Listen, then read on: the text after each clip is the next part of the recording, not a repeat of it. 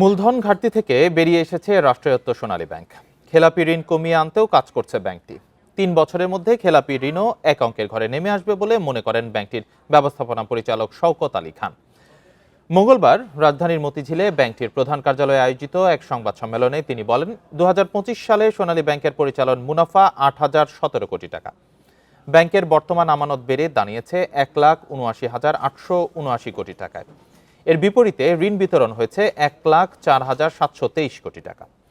গত বছর ব্যাংকটি খেলাপি থেকে নগদ আদায় করেছে ১,২০৩ কোটি টাকা, যদিও ব্যাংকটির রাষ্ট্রায়ত্ত ৩ প্রতিষ্ঠানের কাছেই পাওনা প্রায় ১৫,০০০ কোটি টাকা। এ সময় তিনি বলেন, শীর্ষ ২০ খেলাপির কাছ থেকে ৭৪৫ কোটি টাকা আদায় হয়েছে। এছাড়া হলমার্ক কেলেঙ্কারির ঘটনায় এখন পর্যন্ত ৩০০ কোটি টাকা আদায় করেছে সোনালী ব্যাংক।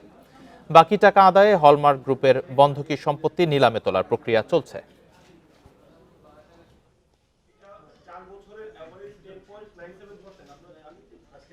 শীর্ষ খেলাপিদের কাছ থেকে ঋণ আদায়ের প্রক্রিয়া কিন্তু চলমান আছে। প্রত্যেকটা খেলাপির সাথে আমাদের এমনি দ্বিপাক্ষিক আলোচনা হয়, পাশাপাশি আমাদের কিন্তু যে আইনগত ব্যবস্থা যেখানে আইনগত ব্যবস্থা নেওয়া প্রয়োজন, সেক্ষেত্রে আমরা আইনগত ব্যবস্থা নেই।